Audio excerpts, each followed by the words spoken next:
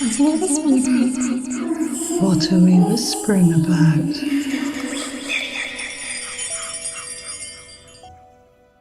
Hello, welcome to the Fairy Whispering Podcast with me, Claire Casely, and I've got a lovely guest today that I'm really excited to have on, Karen Kay, who is a best-selling Hay House author and Fairy and Mermaid Whisperer. Karen connects to the elemental realms, bringing through ancient wisdom from fairies, mermaids, and unicorns into our realm. Karen is the author of Oracle of the Fairies, Messages from the Mermaids, and the forthcoming Manifesting with the Fairies Oracle deck. Welcome, Karen. Oh, hi, Claire. I'm so happy that we're finally speaking. Yay. You've got so much going on in the fairy world, haven't you? It's just incredible. And I'm really interested to ask you about your childhood and your connection with fairies and how it all started. So it started, as in my introduction, in my grandmother's garden. That's my first recollection. It may have started at a different time, but that's my first memory that I can remember. So she loved flowers. She lived in Charlton in southeast London and had the most magical garden. She loved flowers. And I'm convinced that she lived next door to two human gnomes. There was two guys, they were brothers and they lived next door and they looked like gnomes. When I go back in my mind, it's like, and they loved flowers too. And they were always out in their garden. And I just remember I was quite short. I think I was between 5 and 7 years old, something around there. And she would be pruning her flowers and she had all of the natural flowers, so not hybrids, and they all smelled just so beautiful. The fragrance, I can remember that kind of soft creamy rose. I loved wild real roses and that stayed with me all my life. And as she'd be pruning, the petals would fall down and I would gather them all up and put them in a pot, add some water and create what I believed was perfume. It was actually rose water, but I was making perfume for the flower fairies. And then I'd leave it out. There's in her garden, there's a garage and there's this thin little opening between the neighbour's garage and hers, and I could never get through it now, but when I was little I went down this. It was like a secret passage and I would leave the perfume for the fairies there, and then the next day I'd go and check and it would always be gone. Now you could say, well, an animal drank it or it evaporated, but in my little innocent childhood heart, I just knew that the fairies were grateful and that they took it. And so I would perceive them as little points of light. And at the time, I didn't really know what fairies were. My ego hadn't fully developed. So this was all a very kind of natural occurrence. It was just very natural and real to me. And I would see them as tiny little points of light darting around, which you often hear people describe their experiences as. So I didn't know then, but I know now that's what was happening. And then just moving forward like a few years, as I became a teenager, I became like, are fairies cool? And you get a little bit rebellious in your teenage years, and I thought, well, are they cool, and am I really seeing fairies, or is there something wrong with my eyes? So I went to the opticians. I didn't say, hey, I think I'm seeing fairies. I went and I just went for a general eye test and I had 20/20 vision. It was all good. So when I came out, I knew that what I was seeing was actually fairies, and they always kind of present in that way, although I have seen them in their full kind of fairy guise, if you like, as well. But usually it's points of light and a feeling, like a very strong feeling. Yeah, and what you're saying about this space between the garage and the house, is it between the garage and the house? It's like a little in between place, isn't it? And they like in between places. Yeah, liminal places. They're everywhere, aren't they?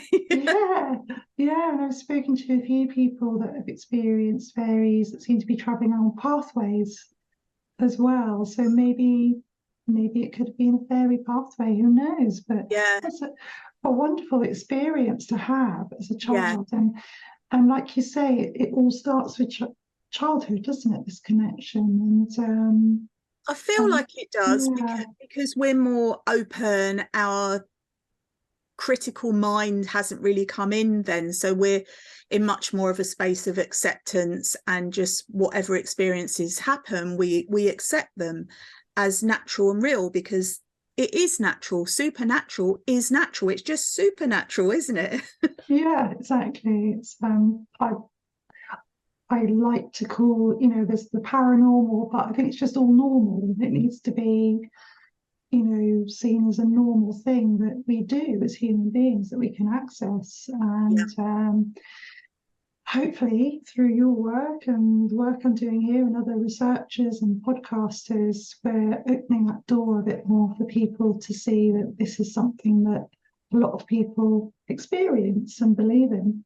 Yeah, yeah, Mm. and that's so true. And through my work, especially with Fae magazine, I get so many people that message and email me and call me sometimes with their tales, their stories of their Mm. fairy encounters. And when I use the word fairy, it encompasses the whole elemental realm. So it's just easy to use that word rather than go into all the different types of names for all the different types of beings. We'd be here forever and a day, wouldn't we, otherwise? So Yeah. lots of people share their stories, but a lot of people don't want to come out in a public way. So for those of us that are doing that, it is a big step, because like coming out of the fairy closet, I say I've come out Yeah. of the fairy closet. Mm. I'm kind of more mature in my years to be able to take any kind of criticism that comes my way, but it feels like, I don't know if it's a self-given mission or just an obsession or something I just feel that I've got to do in the world. And I certainly feel supported in that work by my fae friends, that's for sure. Yeah, and I'm interested in what your first steps were into going from having these early fairy experiences and then think, oh, going to create fairy events. And because your background, as we said at the beginning, was in the BBC, and then I think most of us have in this kind of work have an old life. So what was that transition like from your old life into this new life, this wonderful Yeah, life working with Fairy? it's really interesting, because I was also into punk rock and I was a goth, and I went with all the different trends, but I always needed to be different within those as well. Interestingly, so if I was in a goth club and everyone was wearing black, I'd have to wear white or red or something different. It's just in me to just be like that. But I did find some photographs where I used to dress as a goth fairy, like a fairy goth Oh, mother, and I would have like a little black sparkly tutu. And I've got the pictures somewhere, because I actually yeah, did an interview for Gothic Beauty magazine about that, which is yeah. really interesting. But it is like, Oh, it's like reincarnating within a single life. So I remember all of those times in my life, most of them anyway, and it just feels like a natural progression. But if you told me then what I'd be doing now, I would have laughed. I would have been, no way would I be doing that. That's just not on the cards. Excuse the pun. yeah. I just Yeah. wouldn't have imagined that it would progress, because I was all in lots of bands and I just had a very, very different lifestyle. But the Mm. fairies have always been there. And one of my first tattoos was a fairy on my shoulder. Oh, wow. Yeah, which I need Yeah. to get freshened up a bit, because Mm. it's very, very many moons ago, that one.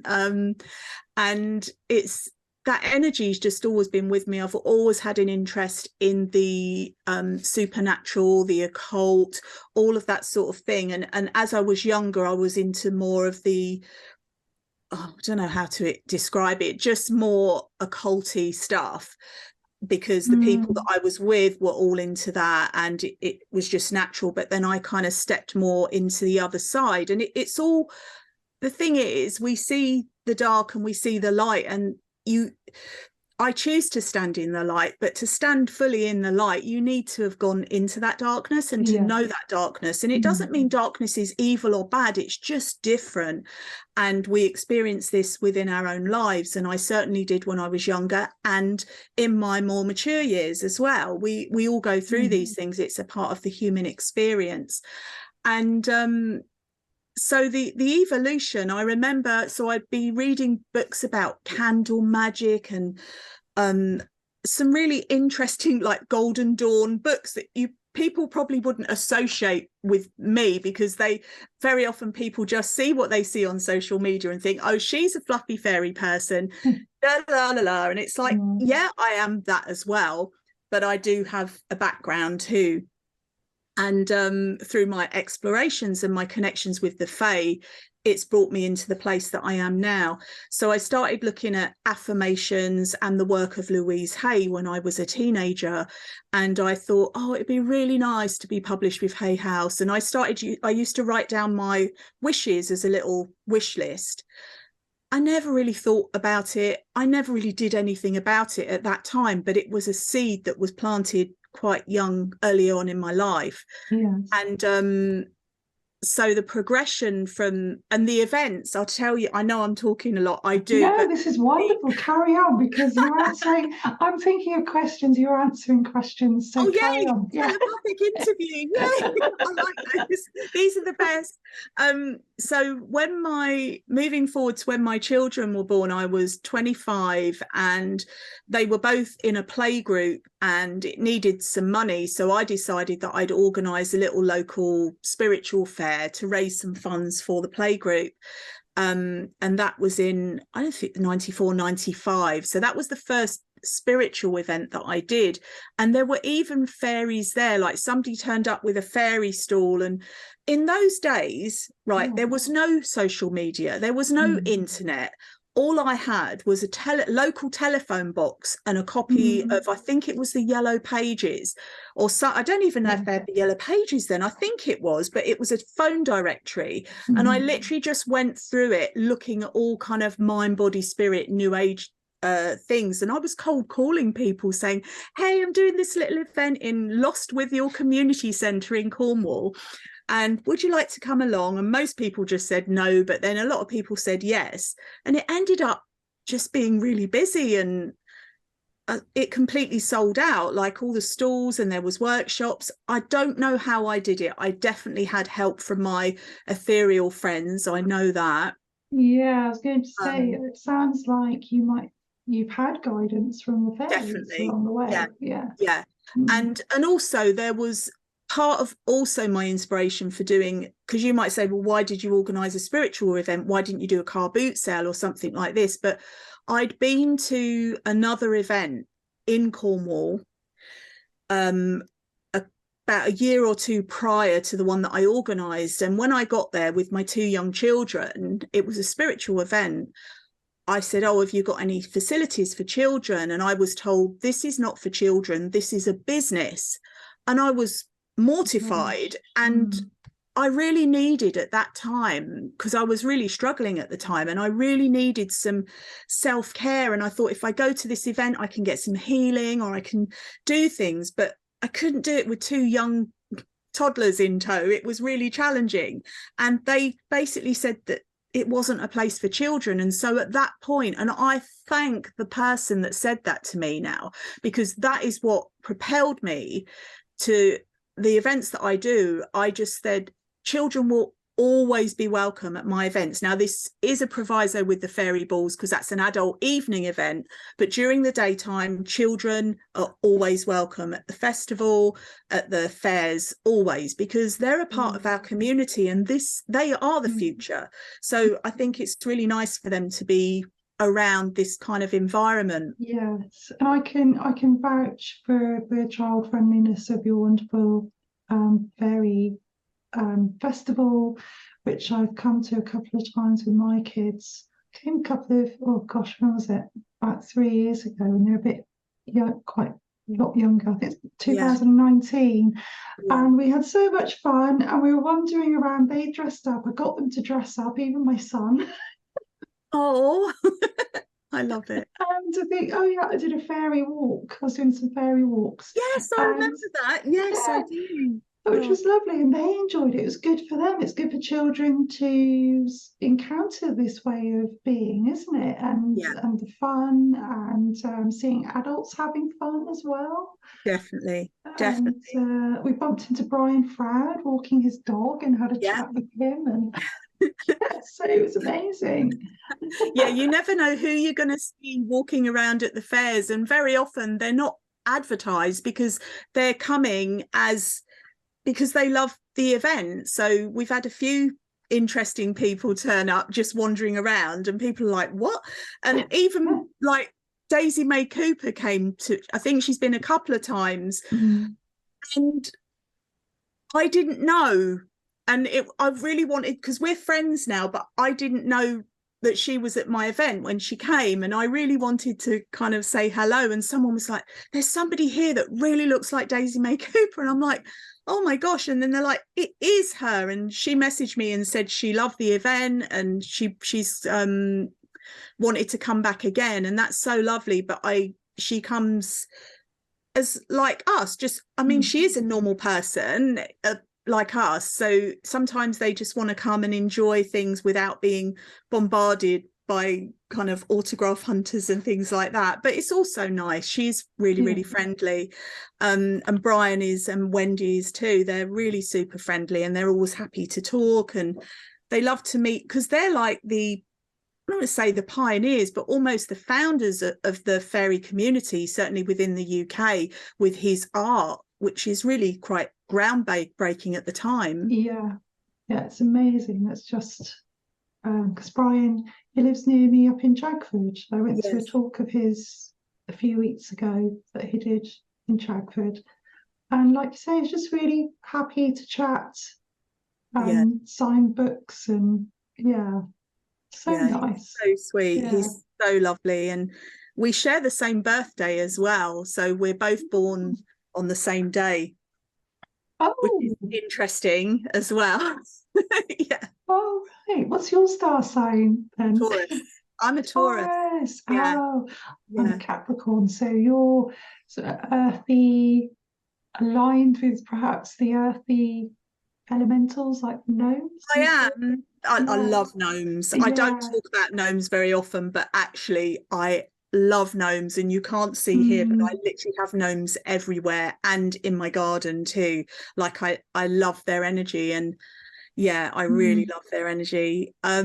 So just kind of cycling back a little bit Yeah. to when I did the spiritual event. So it just kind of started a momentum then. So I wasn't thinking, hey, I'm going to start a spiritual business and I'm going to do this and that. It just happened naturally. But then it became so much work that it because it was for charity originally, but it was taking up so much of my time.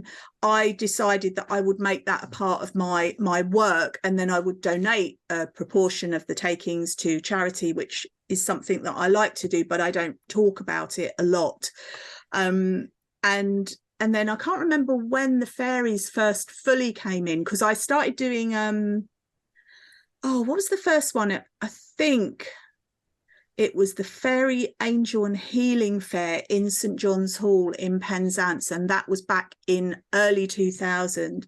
And Yeah. I remember Mm. it was funny because I was like, the fairies just wanted to come in. They were just, when their energy is ready Yeah. and you're open and receptive to that, they just come in and inspire you and propel you. And they open these fairy doors, metaphorical fairy doors, that just seem to open and magic happens. And I was like, right, I have to include fairies in my events. And it was funny because some of the angel people were like, fairies, but the fairy people were really open to everybody. So it didn't quite gel at first, but then once one kind of fairy person came with their stall or whatever they were doing, art and crafts, then more were coming. All these people were coming out of the woodwork.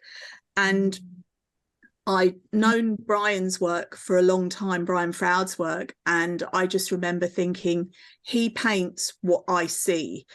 And it was like somebody else, because sometimes you feel, especially fairy people, you can feel quite isolated. You can feel like, is it just me? Am I the only one seeing this stuff? And when I saw his art, it just was like, wow, I need to connect with this person. And so I remember writing to his agent in America, because I knew he literally only lived down the road, but I didn't know where, and I certainly wouldn't just go knocking on someone's door. So I had to write to him through his agent, and I just wasn't getting nothing back, and I didn't know if the letters ever got to him or not. And then one of my friends said, oh, did you know that Brian Froud is doing a book signing in Truro at Ottakers? It's changed now. I can't remember what the store is now. Waterstones, I think. Waterstones, but it used to be Ottakers, a beautiful independent little bookstore with amazing books. And I was like, right, I'm going. So I went armed with my his first oracle deck that he did. I can't remember the name. Was it the Fairies Oracle, spelled in a different Fairy, Faeries? Yes. And I went there not knowing if I would get a chance to see him, if I could even ask him to sign it. And miraculously, I found myself at the front of the queue, and he just had all the time in the world for me. And he was so lovely and gracious. And I said, I've been writing to you via your agent in America. And he said, I never got any of the letters. I was like, oh, but he's like, but you're here now and I'm here now. And I'm like, yeah, that's amazing. And I told him about my events, and he said, I've heard of your events and I've heard of you. And I said, well, would you and Wendy like to come to one of my fairy events? And he said, yeah. And he gave me his number and his email. And this was, I can't remember, it must have been 2005 or 2006, because we definitely had emails by that point. And I'm trying to remember it in my mind, because it all just happened so quickly. But he just said, yeah, we'll come. And so they came. And Toby was in the country as well. So we had Wendy, Brian and Toby and Josephine Wall, Linda Ravenscroft, all the kind of, I don't want to say the great and the good of the fairy world in the art world, but it was the great and the good of the fairy art world, definitely all there in one place. It was incredible. And this was at a little venue called the Acorn in Penzance. And it's interesting because it's called the Acorn, and it's like, from little acorns, look what's grown from that. And that was the year that the fairy community within the UK really gelled. And it's interesting as well, because Armorel Hamilton was there. It was the first time I'd met her, and we're really good friends from there to now. And it's just amazing seeing how all these people came out of the woodwork, felt like they were on their own in this, and realized there's actually a community where everybody feels like they're the only one, but they're not. And it was just beautiful. So they were really, really beautiful beginnings. And I just feel so blessed that I was able to hold the space for that to happen. And it's just grown and grown and grown. And now there's like fairy events all over the country. They were already in America, I knew that, but I'd never seen them. But in the UK there wasn't anything. I think there might have been a children's fairy festival somewhere, but I did the first fairy events in the UK, and I'm really proud of that as well, because it's helped so many people as well, and I feel very, very blessed. Yeah, thank you, Karen. I mean, that's amazing. What an amazing achievement and thing to lead the way on.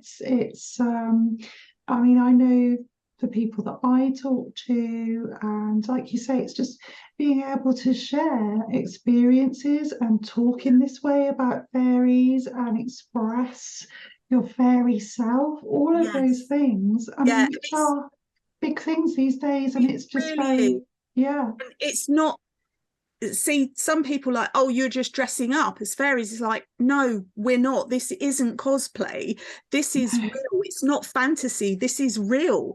And I think some people just don't get that. And that's fine, because some people do come because they love seeing everyone dressed up in the beautiful outfits.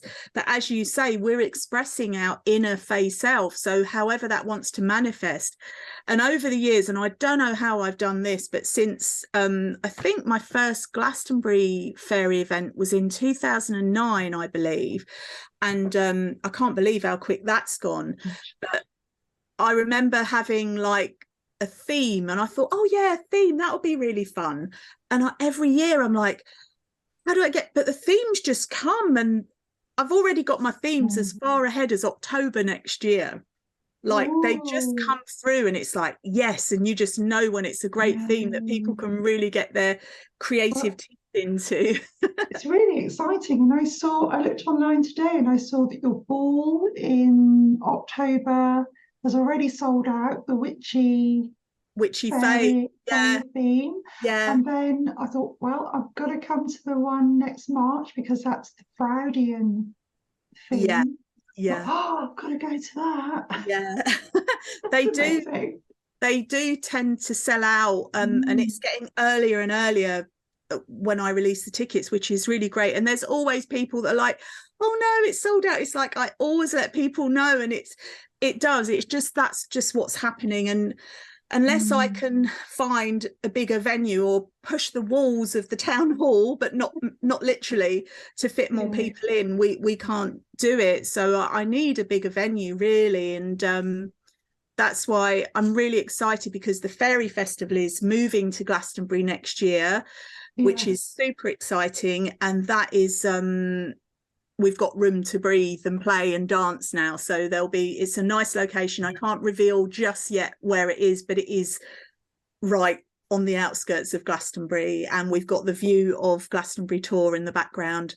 So it's very magical, and I'm really, really, really, really excited about that as well. That's so exciting. It's like a progression, isn't it? Things are all sort of moving forward for you, and there's more people, like you say, that are connecting with fairies through various means. I mean, it's become such a popular topic. It's really exploding at the moment. That's my feeling anyway. And I think it's because more people are coming forward, talking about fairies, talking about experiences.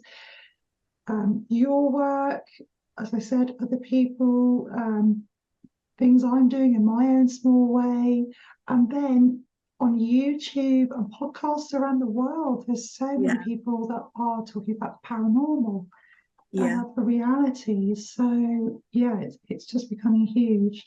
What do you think that's a sign of, that this growing interest that people are having in fairies? Well, ultimately, I feel that it's about our connection to the earth, because fairies are guardians of the earth. So I think it's people realizing that the earth isn't really separate to us. We're living on it, but we're also living in harmony with it, and it's a part of us, and we're a part of it. So it's that realization which then connects you to all of the spirit beings, all the earth spirits, all the nature spirits, whatever you want to call them. I don't call them nature angels, because angels are a totally different breed, if you like, to fairies, and it does often get confused. And fairies have had a kind of bad press, really, over the years, getting associated with some not nice stuff. And there are elements. I mean, if you walk into someone's house in the middle of the night, you're not going to get a warm welcome if you don't know them. And if you look at that as when you're kind of, I don't want to say trespassing, but in effect we are on their land in certain places, then they will trip you up, they will push you over, they will drop an acorn on your head or whatever they do. And so it is you can't kind of just go la la la la la skipping into fairyland and thinking everything's going to be all sparkly and shiny, although it can be that too. But it's going in with a conscious awareness that these are other beings do have a reputation, and that reputation hasn't come from nowhere. And it's about just being respectful, the same way that you would, or in a similar way that you would when you're meeting a new person or a friend. You have a mutual respect for boundaries, for space, for etiquette, and all of these things. And I find, for me anyway, I speak from my kind of personal interaction, that it is similar when you're dealing with the fae. I'd love to hear if you'd like to share any of your experiences with fairies. Well, I have got an experience. I've got lots of experiences, but there's one that I haven't spoke about a lot. And Liz Williams from Glastonbury, she wrote about, I shared this experience with her, and she wrote about it for a pagan website. I can't remember what it was called, and I think it was the first time that I've kind of shared this story, so it's not one that I talk about a lot, but I think you and your viewers and listeners might be interested. So it was exactly this case of, I'm going to go to a sacred fairy site, and I'm going to go and say hey to the fairies, and la la la la la. And it was in France, and I'd read this book by Hamish Miller and Paul Broadhurst called The Sun and the Serpent, which some of you may know, about dowsing. And there's all these ley lines, and there's this place in France called Dolmen de la Fayres, and the place where the fairies meet. And I was like, right, let's go there. And so we drove from the UK to France, and we arrived at this place. It was really dark and late at night, but it didn't feel very fairy, and it didn't feel very welcoming. And it felt quite spooky and scary and dark. And it's like, I really wasn't expecting this. And as we got out of the van, and I just heard this big no, and I looked at the actual dolmen stones, and I could see all of these little kind of green eyes peering out, like loads of them. And I'm tingling now as I'm sharing it. But they were like peeking out, and it felt scary. It was scary because I was in a new country, and it hadn't encountered anything like this before. And they just said no. And I was like, I'm not going to argue with that. So we went back in the van, and we decided to leave the area and then come back the next day. Whatever direction we drove in, we kept coming back to the same place. It was a bit like the Twilight Zone or one of those kind of horror movies, but it was really happening. And it was like, this is getting a bit intense now. And we were driving, and it felt like we were driving for ages. And then how can we be here again? It was like we were definitely being pixie-led or fairy-led, whatever you want to call it. And in the end, we were so tired because we'd been driving all the time. And so we decided to go to sleep. We were in the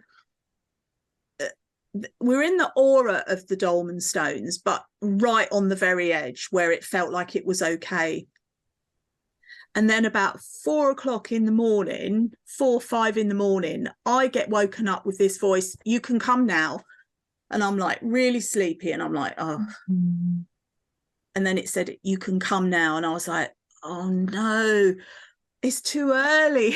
It's too early. Oh gosh. So it was like, okay, once you hear these very kind of commanding voices, you don't have to act on them like the voices told me to do it, but instinctively I knew that I'd been sussed out, I'd been scanned overnight to make sure that I was okay. And so we went back in, and it was a completely different experience. It was so different. It was light, it felt welcoming, and it was a really big lesson for me, because basically we turned up unannounced, me thinking, well, I like fairies and I do fairy events in the UK, so I can go anywhere. I felt like it was my goddess given right to just go in.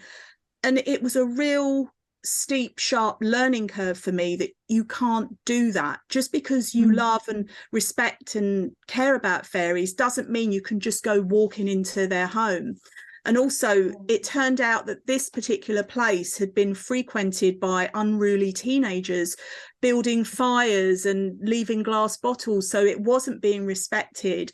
So it's understandable why they would be cautious about letting humans come into their space. So I really got that and felt very humbled by the experience.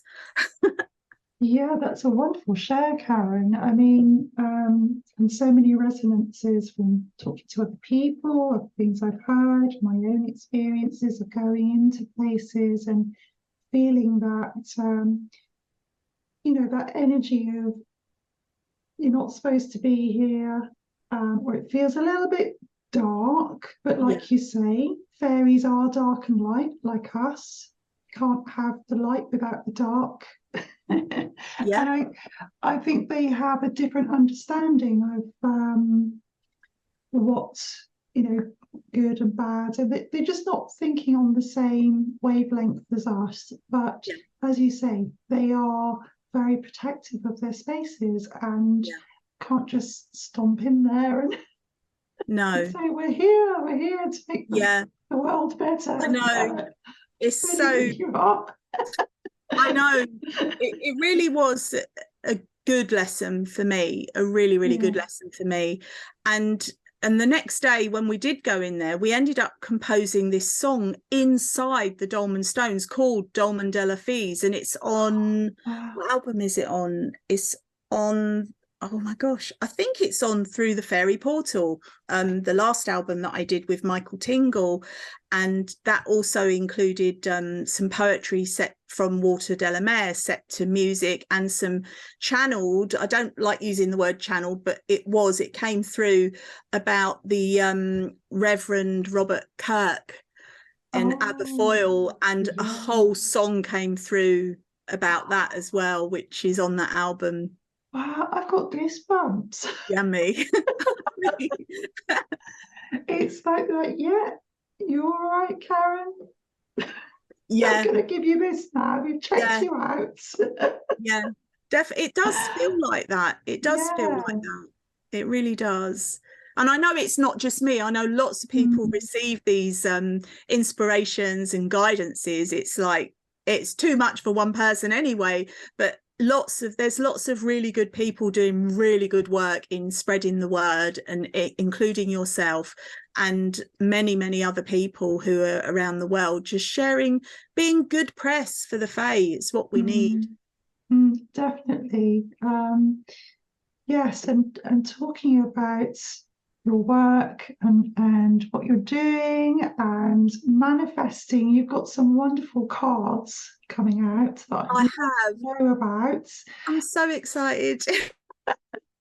The deck is called, I mean, I'm still amazed that I've got one deck out, and then I've got another mermaid deck, and then I've got another deck coming out called Manifesting with the Fairies, and that's based on my personal experience of working with the fairies, and also it's like there are so many things about manifesting. It's like manifesting is the new black now, isn't it? It's like the word that everybody's using, everybody's on, and it's great, really it's great because it's realizing that we're co-creators, whether we want to choose to manifest with any allies, spirit guides, ancestors, fairies, mermaids, whoever we want to, or just from ourselves. People will always say, well, it's you doing it ultimately, which it is, because we have the intention. But when you co-create with the Fae, always on their terms, like they're not little genies that you can just say, oh, I want this and I wish for that, because as we know, they can be mischievous sometimes as well.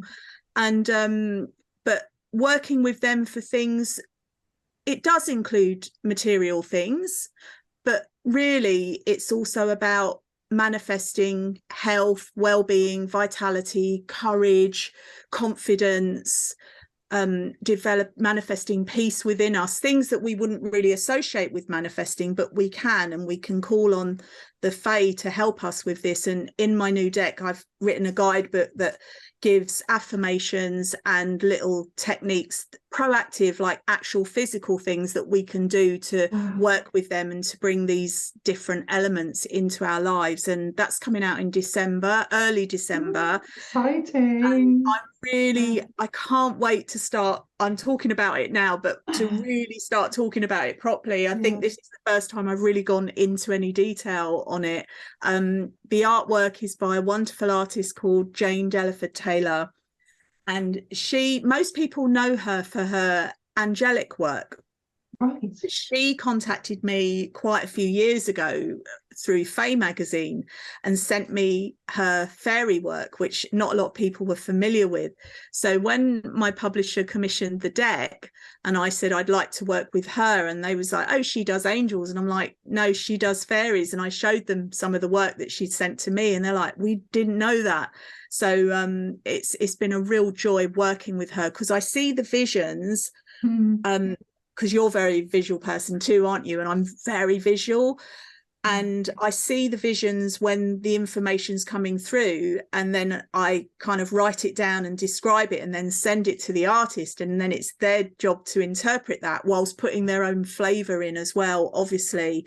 And I really like to, it's like it is a co-creation, you know, but obviously they're doing the hard work of the actual painting, and you're an artist too, so you'll understand that. I can paint blobs and matchstick people, and I did draw some mermaids once when I first moved to Cornwall, but I don't consider myself to be that type of an artist.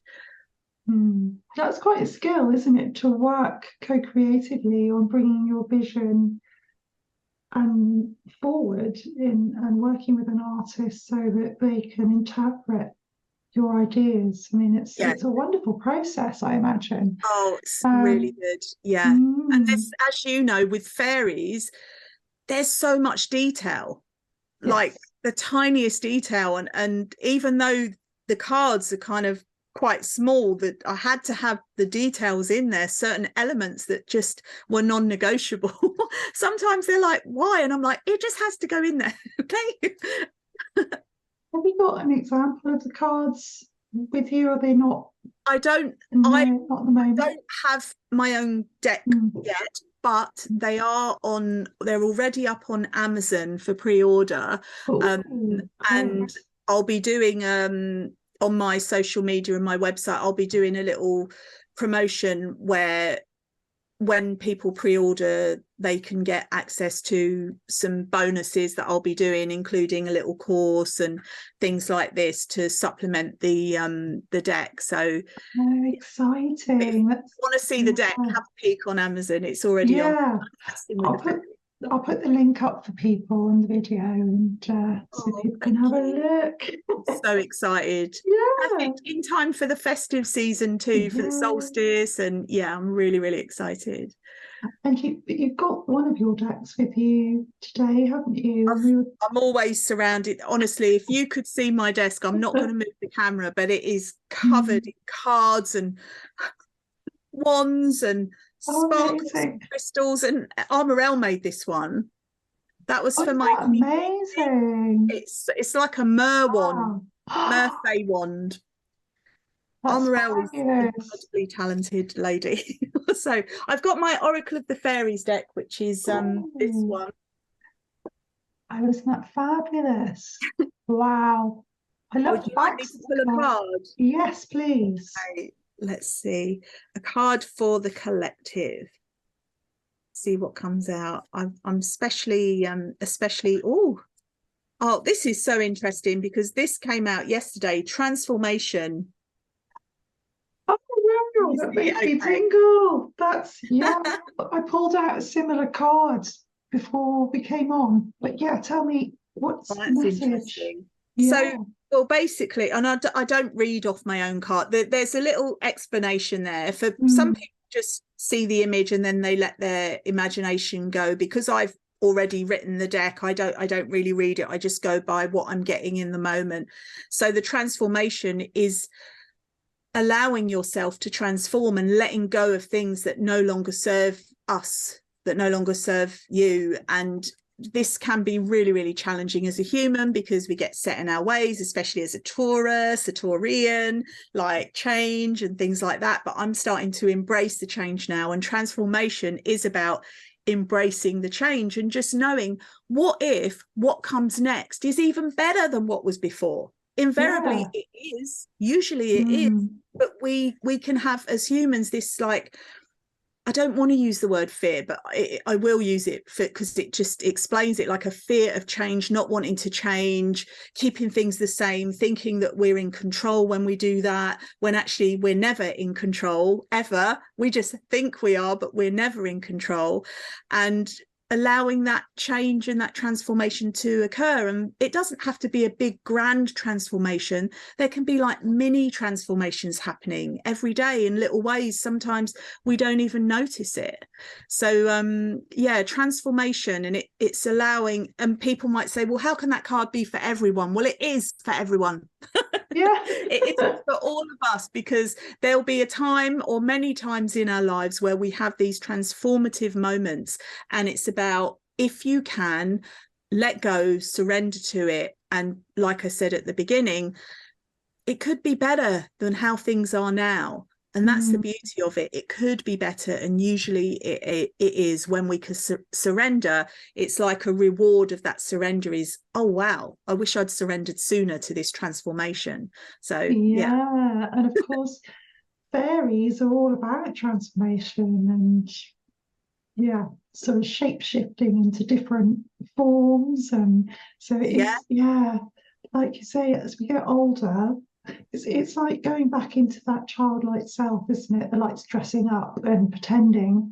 Yeah. And as we get older, we become a bit more fearful about doing that and change. But like you say, it's a really positive thing. It can be a really positive thing. So thank you for that message, Karen. I really hope that helps other people listening. It's certainly given me a bit of breathing space. Being gentle with ourselves and not giving ourselves a hard time. And transformations aren't always like a skip through the daisies, through the daisy field. It can be really, really challenging, super challenging, but that is where the biggest growth comes from, and the greatest joy ultimately as well. Like, sometimes we get dragged kicking and screaming into these new situations. We know it's going to happen anyway. It's like, make it easier on ourselves and let go and go with it and just see what happens. But that's a disclaimer. I don't take any responsibility for anybody's transformation. It's free will, always free will. Yeah, free will, and we are such powerful creators, aren't we? So we are. That comes back to your manifestation deck, and what we can create. We have the power to create wonderful things in our lives, just as we have the power to create difficult things. We're choosing all the time. We are choosing all the time, whether it's consciously or unconsciously. And with the deck and the guidebook, there it is guidance. It's like little signposts that I'm offering, that I'm sharing, of things that have worked for me. So a lot of the stuff that I share is from my own personal experience. I've just got to stop for 1 minute and just say, are you aware that there's a little pixie peering over your shoulder in the way you're framed now? Oh, yeah. Oh, that's one of my paintings.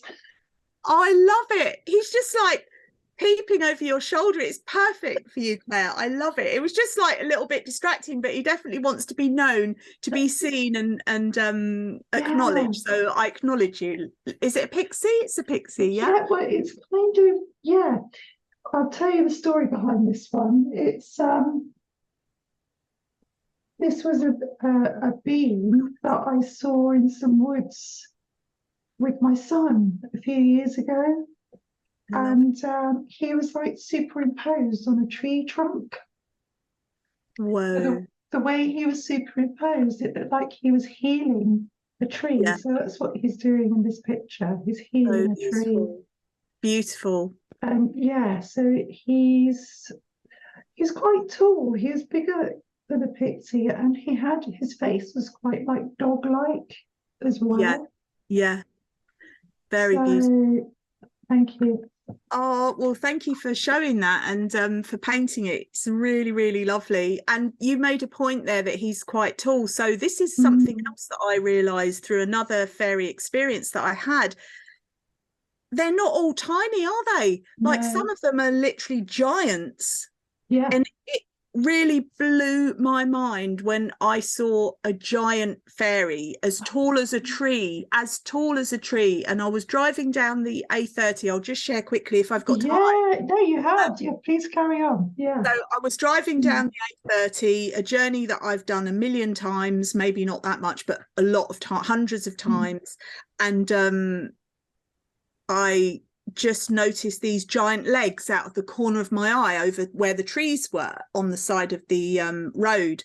And it was just a peripheral thing because I'm being careful and I'm driving and I'm focusing on the road, but I could see these big legs. And so I just quickly glanced and followed the legs up, and the knees went up to like nearly the top of the tree, a giant tree. And there was what you might describe as a typical kind of flower fairy type energy. Just standing, and it just threw me. And I went home and I was like, what was that? Like, I don't drink. I hadn't been drinking. I hadn't been taking anything at all. I was just totally normal.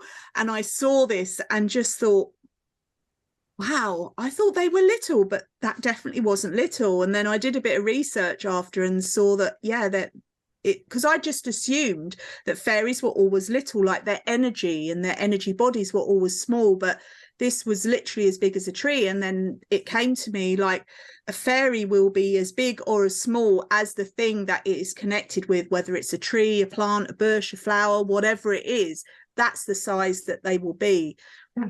So this fairy was the size of a tree, and you could say, but trees have dryads, and you can label it however people can label these things however they want.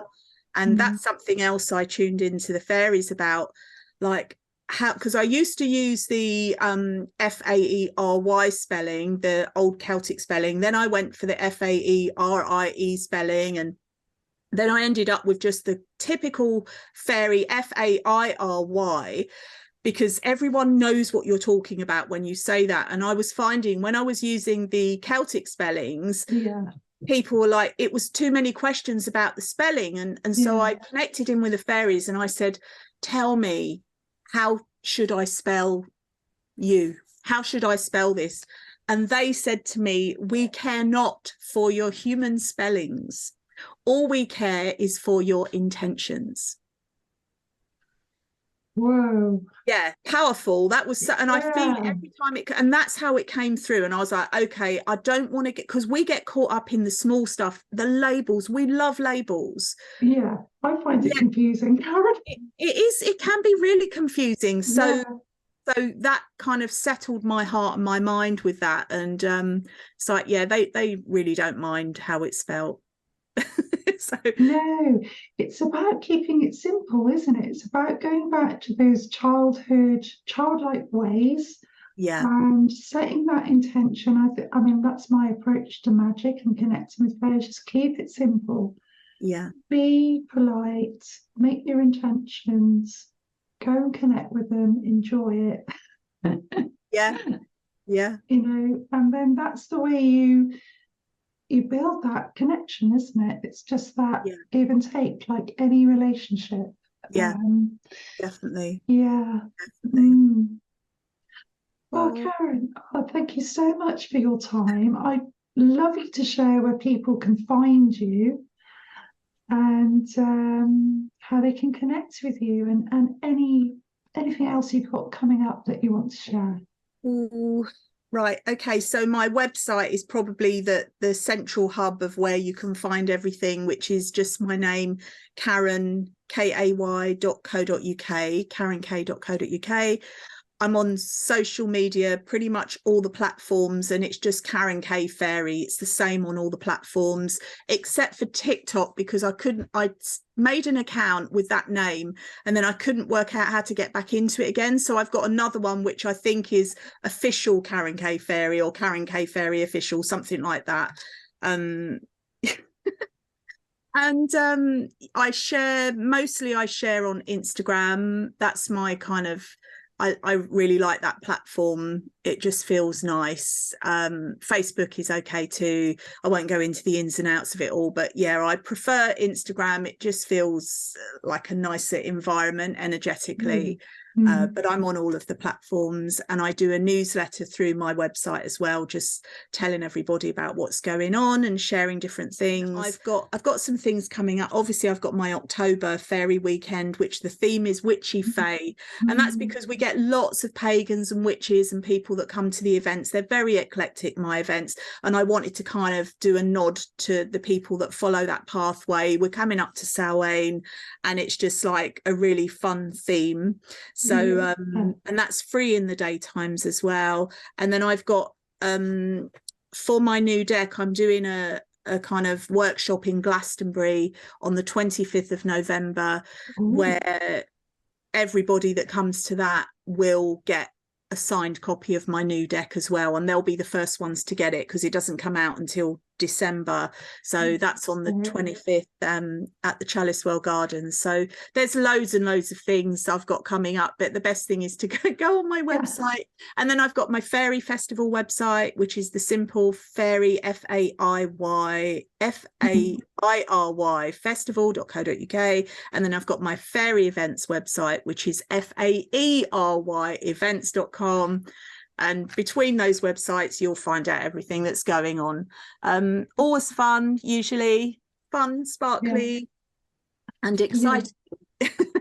And it's such a lovely community, isn't it? The fairy community, as you know, very kind, very, just very compassionate people, and open-minded. It's the sort of people that you just want to hang out with all the time, really. Yeah, very welcoming, open. I don't find it cliquey. It's just new people coming all the time, people who going and coming, and it's just a beautiful community. Yeah, I love it so much and feel very blessed to have been a part in the foundation of it, really, within the UK, certainly. It's just, very, very blessed. Thank you for your work, and thank you for your time today, Karen. It's just been wonderful, and the time's just flown by. I always find the time flies by when